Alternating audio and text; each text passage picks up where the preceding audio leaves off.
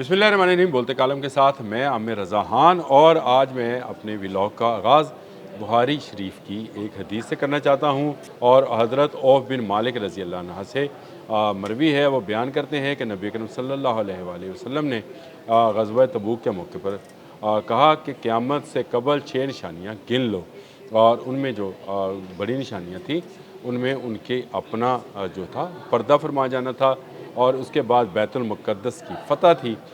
फिर माल की कसरत है, फितना है, रोमियों से सुलह के बाद 80 झंडों का आना है। 80 झंडों के साथ गद्दारी है, गद्दारी भी साथ शामिल है, वो भी मैं आपको बताता हूँ। और इसके साथ ये हर झंडे तले 12,000 फ़ौज होगी। ये मेरे ज़हन में क्यों आई बात, इसलिए आई कि एक तरफ जो है इस वक्त भी आपने हरमज़ में सुलह के लिए कोशिशें जारी हैं।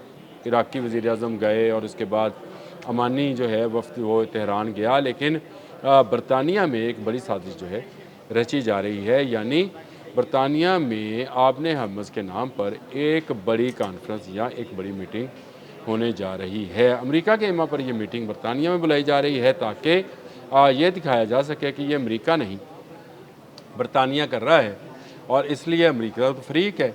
तो उसके कहने पर तो लोग ईरान के ख़िलाफ़ नहीं आएंगे, लेकिन बरतानिया तजारत के नाम पर लोगों को वहाँ पर इकट्ठा करेगा, और एक बड़ी कॉन्फ्रेंस जो है वो किया जाएगा। आहिस्ता आहिस्ता बरतानिया एक बड़ा शिकार ईरान के लिए बनता चला जा रहा है, क्योंकि अमेरिका की भी शायद यही ख्वाहिश है कि बरतानिया को भी ईरान से मार पड़े। लेकिन मुझे जो है आप लोगों से कहना है कि आप होशियार रहें। ये 80 झंडों वाली जो हदीस है, कहीं इसका वक्त तो नहीं हुआ चाहता है क्या? जो 30 ममालिक जो हैं, 30 या 32 ममालिक थे जो इराक़ पर चढ़ दौड़े थे, अब क्योंकि ज़माना बदल गया है, गद्दारी का इस हदीस के अंदर ज़िक्र है, जो मैंने आपको बयान की, मफ़हूम बयान किया है, अरबी मतन बयान नहीं किया है। और मैंने इसका जो है वो भी बताया है, हदीस नंबर भी बताया है सही बुखारी का।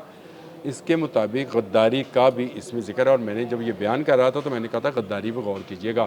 तो इसका मतलब ये है कि कुछ मुसलमान मुल्क भी, नाम नहाद ही सही, मुसलमान मुल्क भी इस गद्दारी में शामिल होंगे। सिर्फ मगरबी अक़वाम जो हैं वही शामिल नहीं होंगी, मुसलमान ममालिक भी इनकी मदद कर रहे होंगे। तो क्या आपको इस वक्त ऐसा सिनेरियो जो है वो नज़र नहीं आता है? लंदन में इत्तेहादी कॉन्फ्रेंस की जो बात है, ये एक बड़ी वेबसाइट एग्जॉस्ट ने जारी की है, और उन्होंने अपनी रिपोर्ट के अंदर ये बताया है कि सारे ममालिक जो हैं इकट्ठा होना चाहते हैं, ताकि आपने हरमज़ को ईरान के तसल्लुत से आज़ाद कराया जाए। अमेरिका क्या चाहता था, अब आपको समझ आएगी कि मैंने अपने एक व्लॉग में ये कहा था कि केर स्टार्मर अब नहीं बचेगा।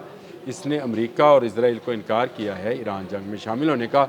अब देख लें, बर्नहम जो हैं वो वज़ीर आज़म है, केर स्टार्मर जैसे ही हटा है, अड्डे मिल गए, इन अड्डों से ईरान पर हमले शुरू हो गए, और आज एक बड़ी कॉन्फ्रेंस का मुद्दा भी सामने आ गया। इस वक्त तमाम दुनिया के अखबारात में, मीडिया हाउसेस में इस कॉन्फ्रेंस को लेकर बड़ी बातें चल रही हैं। लेकिन ये कॉन्फ्रेंस नहीं है, ये तजारत की बहाली के लिए नहीं है, ये आपने हरमज़ पर कब्ज़े के लिए है।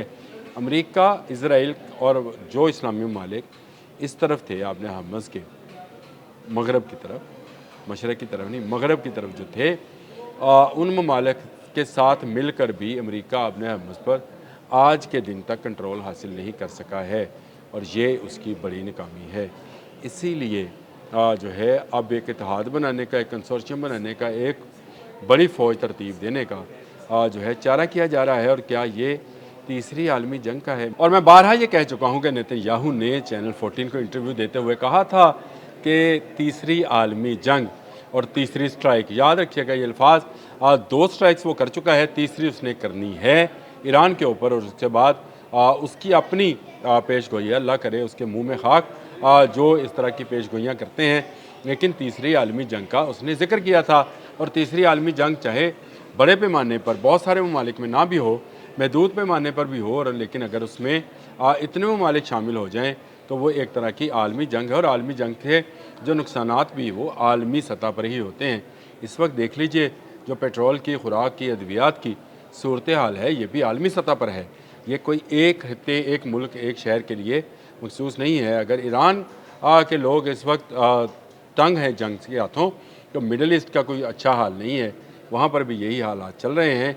और अगर मिडल ईस्ट में भी यही हालात हैं, तो यूरोप और अमेरिका तक इस महंगाई की لہر ہے، اور میں آپ سے کہتا ہوں کہ آج کا یہ دور جو ہے جس میں ہم زندگی بسر کر رہے ہیں، احادیث مبارکہ اور صحیح احادیث مبارکہ، بہت سارے لوگ جو ہیں وہ شاید روایت اور درایت کا مطلب ہی نہ سمجھتے ہوں، لیکن آپ کو روایت بھی دیکھنی چاہیے اور درایت بھی دیکھنی، دونوں چیزیں دیکھنی چاہیے۔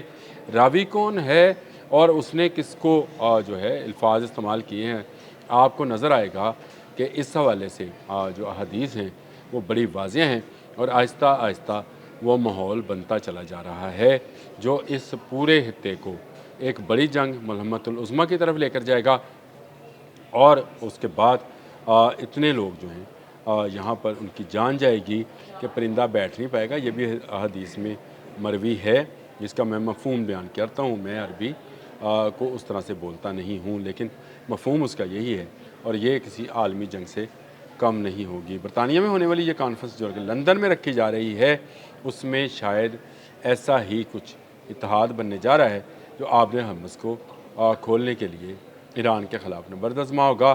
امریکہ نے دیکھ لیا وہ اکیلا کچھ نہیں کر سکتا، ابھی وہ روس اور جو ہے چین اس کی منت کر رہا ہے کہ آپ ان کو اسلحہ نہ دیں، لیکن یہ ہونا نہیں ہے۔ چین اور روس نے اس جنگ میں آنا ہے۔ جب اتنے ملک اتحادی ہوں گے تو روس اور چین اس سے باہر نہیں رہیں گے۔